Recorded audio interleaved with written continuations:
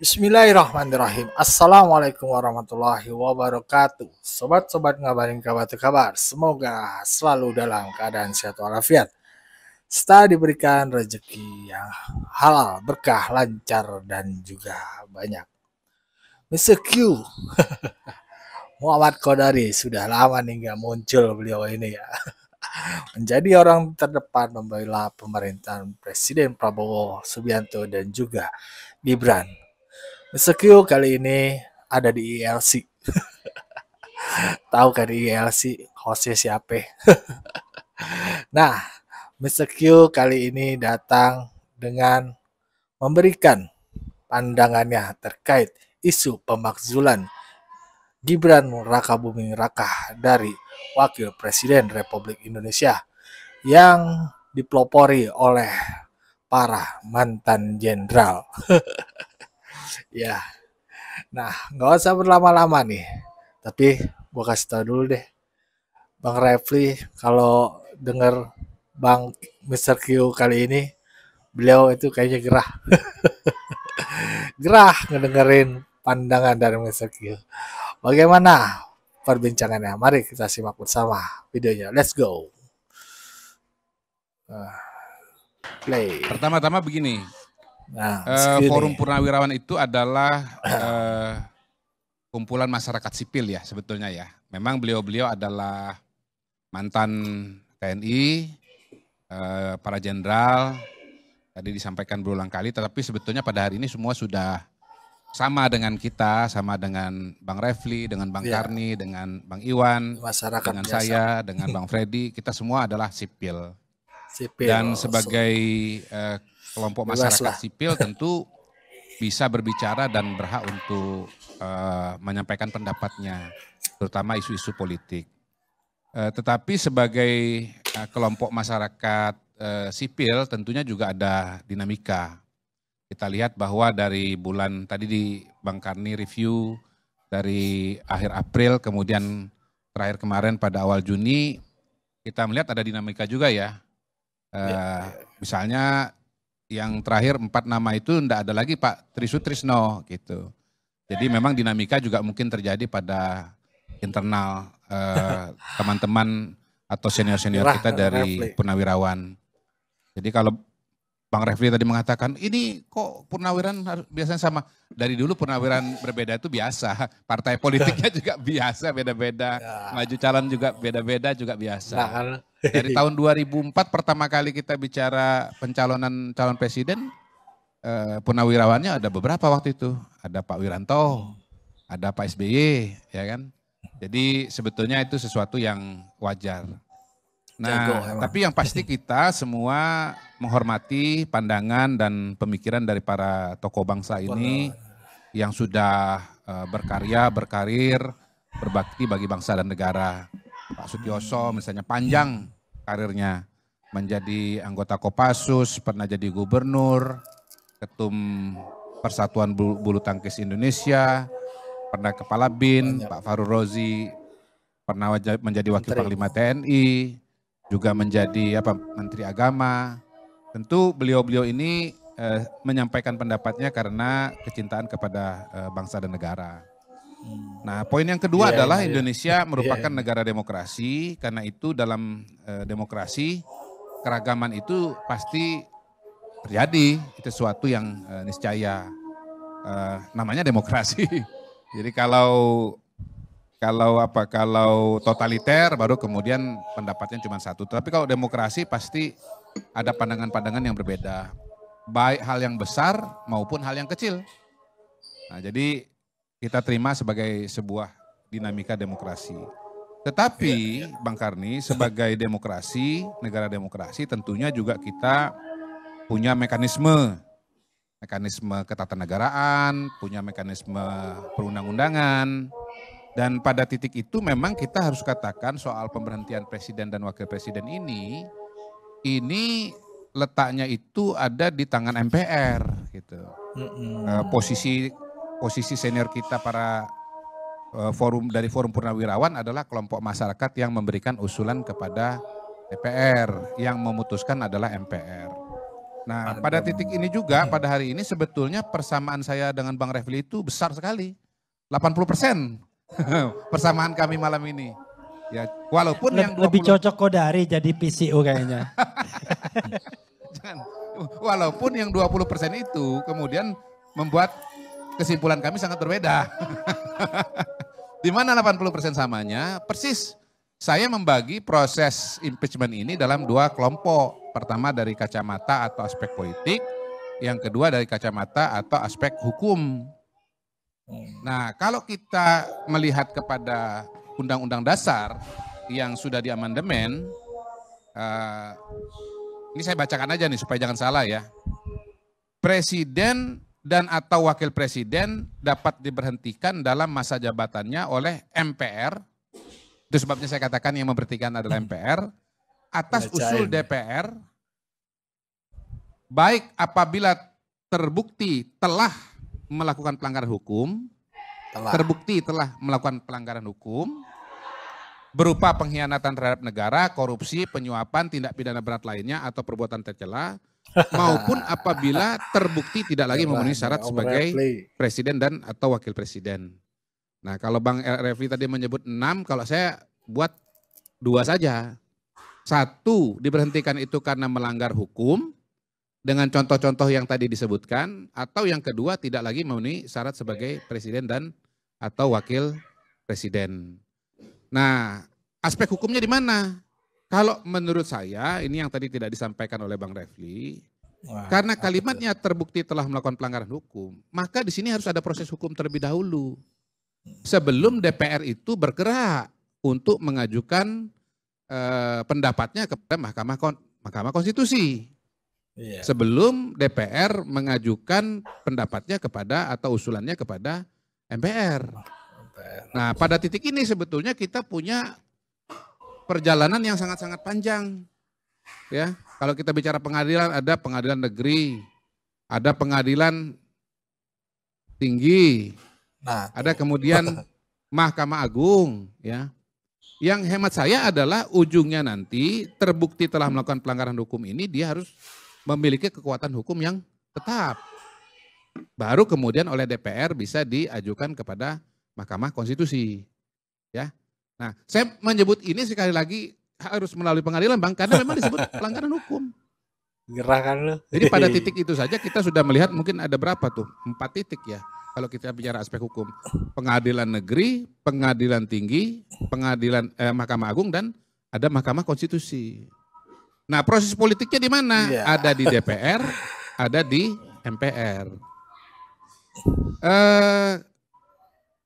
Pada hari ini, sampai hari ini, rasa-rasanya belum ada kasus hukum, baik berkaitan dengan pengkhianatan terhadap negara, korupsi, penyuapan, tindak pidana berat lainnya, dari Pak Gibran yang berproses di pengadilan. Nggak tahu ya kalau saya misalnya ketinggalan timeline gitu, ketinggalan berita gitu, bahwa sudah ada yang berproses di pengadilan negeri misalnya. Tapi setahu saya sampai tadi saya ke sini belum ada itu. Dari kasus-kasus Gibran termasuk yang dicontohkan misalnya oleh Bang Refli tadi. Apa Fufu Fafa, investasi yang ya lihat deh wajah Pak Refli ya. Kelihatan banget gerah banget ngedengerin Kodari ini nyindir gue ini. Asem juga nih Kodari. Aduh. Kemudian terbukti secara hukum dan berkekuatan tetap untuk bisa dibawa kepada DPR. Nah, kalau teman-teman atau senior kita dari Forum Purnawirawan, misalnya nih ya, membawa case yang sudah terbukti berkekuatan hukum secara tetap kepada DPR, mungkin kita bisa katakan pada hari ini ada satu dasar yang kuat bahwa DPR akan bergerak dan mengajukan pendapat kepada Mahkamah Konstitusi. Tapi karena belum, saya anggap tidak ada. Minum dulu Bang. Kalau secara hukum misalnya tidak ada. Secara politis nih. Nah, kalau secara politis kita harus balik lagi ke belakang. Proses pencalonan Gibran seperti apa. Pertama yang saya baca juga nih Bang Karni. Pak Prabowo itu minta Gibran jadi calon wakil presiden itu berapa kali? 5 kali ya kalau nggak salah ya. Ada 5 kali ya dalam beberapa kesempatan. Termasuk misalnya Pak Prabowo waktu itu ke Solo. Makan di angkringan ya atau di restoran apa di Solo itu. Kemudian proses pengajuan calon wakil presiden yang melibatkan koalisi partai politik. Waktu itu masing-masing ketua umum partai politik diminta memberikan usulan nama. Pak Erlangga mengeluarkan usulan nama. Pak Zulkifli Hasan mengeluarkan usulan nama. Iya. Siapa lagi? Oh iya. Ya, partai-partai yang mendukung lah ya pada waktu itu mengeluarkan usulan nama. Nah, kabarnya satu-satunya nama yang selalu muncul dalam setiap usulan ketua partai tadi, para dewa kalau istilahnya pada beliau tadi itu ya, para dewa itu yang muncul secara konsisten itu adalah nama Gibran. Jadi kalau diruntut ke belakang sebetulnya nama Gibran ini nama yang muncul dari satu Pak Prabowo sebagai presiden pada hari ini dan yang kedua dari ketua umum partai politik yang mengusung pasangan Prabowo dan Gibran. Nah, pada hari ini juga tidak terjadi suatu peristiwa misalnya ya yang terjadi dengan katakanlah Gus Dur. Tadi sudah diceritakan oleh Bang Refli bagaimana proses impeachment terhadap Gus Dur itu tidak didasarkan kepada kasus hukum atau masalah hukum karena memang tidak pernah dibuktikan secara hukum termasuk dugaan-dugaan penyelewengan yang terjadi pada yayasan Bulog Gate itu atau disebut Bulog Gate itu dan Natera itu ya. Dan Bang Refli juga jelas mengatakan bahwa itu adalah politik. Nah, kenapa politik? Satu, beliau mengangkat Kapolri, yang kedua beliau mau membekukan DPR. Nah, pada waktu itu kita ingat bahwa Gus Dur membuat konfrontasi Bang Karni dengan hampir semua kekuatan politik. Termasuk juga kabinetnya juga kan diberhentikan beberapa tokoh-tokoh besar itu. Sehingga yang terjadi adalah arus balik. Bagaimana mungkin DPR pada waktu itu melakukan pembelaan diri ya atau melawan begitu yang ujungnya adalah ya karena masih konstitusi lama. Untuk diketahui Bapak Ibu sekalian, konstitusi lama itu saya lihat itu enggak ada pengaturan mengenai pemberhentian presiden wakil presiden sama sekali itu enggak ada itu. Jadi karena nggak ada, akhirnya ya Gus Dur diberhentikan oleh MPR. Mau mengeluarkan dekret ya, MPR. Nah pada hari ini kan tidak ada tuh Gibran konfrontasi dengan partai politik, ya, nggak ada. Nggak ada Gibran mecat-mecat menteri, karena bukan wewenangnya juga. Gitu loh. Nggak ada itu. Ya, nggak ada proses konfrontasi antara Pak Gibran sebagai wapres itu dengan pimpinan partai politik. Dalam rapat kabinet saya lihat salaman gitu. Terakhir kemarin acara BPIP juga dengan Ibu Mega dengan Pak Tri juga salaman gitu. Nah, jadi nggak ada konfrontasi. Wah, mikir apa nih Bang Refli? Mikir apa? Sialan nih kau dari. Gue dibogam habis-habisan. Sabar Bang Refli. Emang kalau ditaruh di belakang paling enak kalau ILC. Bisa ngebantai semua aturan. Bang Refli ini minta yang paling belakang bisa ngebantai Bang Kodari. Ya tidak terjadi juga suatu peristiwa presiden seperti yang terjadi pada mungkin ya Bung Karno atau dengan Pak Harto. Di mana misalnya terjadi demo besar-besaran. Ya, terjadi misalnya dalam kasus Pak Harto krisis ekonomi yang kemudian berlanjut menjadi krisis politik. Iya, tuntutan reformasi, demo mahasiswa besar-besaran. Tidak kita lihat pada hari ini. Bang Iwan sudah menguji secara apa tadi? Big data, analisa big data. Isu ini juga di media sosial juga relatif sepi, di lapangannya sepi. Memang kalau di channelnya Bang Refli rame. Walaupun kalau saya nggak mau jawab tantangan Bang Refli, karena bukan begitu cara menguji pendapat opini publik yang benar. Bukan dengan mengadakan polling di YouTube channel, bukan. Kita harus melakukan survei langsung ke masyarakat dengan metode random sampling gitu. Soal benar apa nggak benar, jangan diperdebatkan lagi. Kan saya sudah membuktikan di ruangan ini berkali-kali gitu. Ya metode mana yang bisa dipercaya dan metode mana yang benar gitu. Jadi apa yang terjadi pada Kena. Pak Harto misalnya, kemudian terjadi pada Gus Dur, itu tidak terjadi dalam kasusnya seorang Gibran Rakabuming Raka. Nah, dalam konteks itu kemudian saya melihat syarat-syarat politik untuk terjadinya impeachment itu juga tidak tersedia, Bang Karni, gitu. Syarat hukumnya tidak ada, Nah, sampai hari ini belum ada, ya nggak tahu ke depan ya, sampai hari ini belum ada. Syarat politiknya baik dulu maupun pada hari juga tidak ada atau belum ada, gitu. nah, Jadi bukan mendahului bukan mendahului kehendak yang maha kuasa, tetapi pada hari ini saya melihat bahwa saya yakin bahwa proses-proses yang ada ini tidak mengarah kepada adanya impeachment seorang Gibran, walaupun ada permohonan-permohonan atau dukungan-dukungan dari kelompok tertentu begitu. Keyakinan saya itu kira-kira sama dengan saya yakin bahwa bumi bulat lah. Bahwasanya ada yang berpendapat bahwa bumi itu datar, itu hal yang lain lagi. Kan ini soal keyakinan kan begitu kan? Ya, jangankan soal impeachment, soal bumi bulat atau bumi datar aja ada orang yang percaya bahwa bumi itu datar. Jadi jangan pusing gitu loh kalau ada yang percaya bahwa impeachment ini bisa terjadi, karena ada orang-orang yang percaya bahwa bumi itu datar gitu. Nah, terakhir barangkali saya kembali kepada apa yang disampaikan oleh Bang Iwan, bahwa sebetulnya memang Pak Prabowo itu sekarang kalaupun pusing atau ada yang dipikirkan itu, yang dipikirkan beliau itu adalah program-program pemerintahan yang sangat luar biasa berpihak kepada masyarakat. Program-program besar yang dikerjakan oleh Pak Prabowo pada hari ini. Mulai dari MBG. Ya. Targetnya bisa mencapai 83 juta penerima manfaat.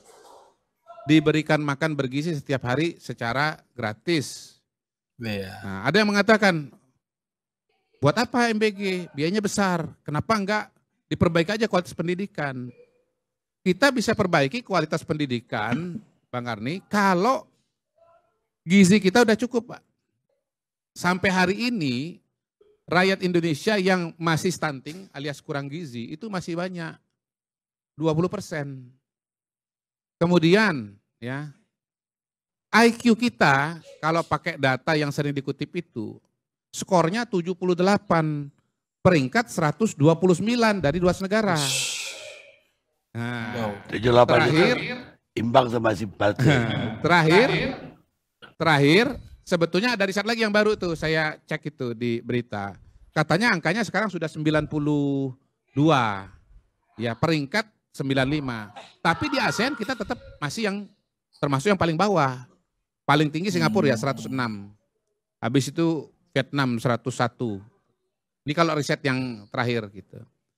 Jadi mereka-mereka yang IQ-nya ini masih kurang, itu kalau mau diperbaiki IQ-nya, itu harus dengan apa? Satu, gizi. Dua, dengan kesehatan.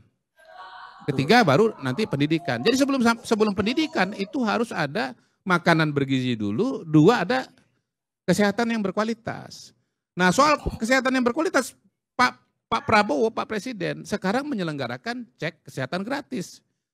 Ini lebih gila lagi karena targetnya berapa?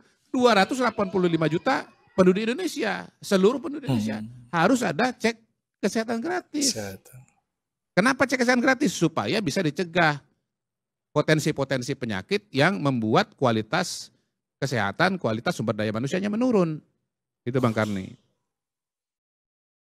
Ya begitulah tadi ya, apa kata Bang Kodari memberikan pandangannya terkait pemakzulan Gibran ya, isu pemakzulan Gibran yang katanya kabarnya suratnya sudah ada di DPR, tinggal nanti tunggu bagaimana selanjutnya di DPR. Ya, kita bisa lihat tuh wajah Bang Repli ketika Bang Kodari itu bicara ya. Kena semua. Bahkan Bang Kodari sempat menyinggung masalah polling. Polling Bang Repli. Ya, tapi bagaimana menurut sobat-sobat? Berikan pendapatnya di kolom komentar. Wassalamualaikum warahmatullahi wabarakatuh.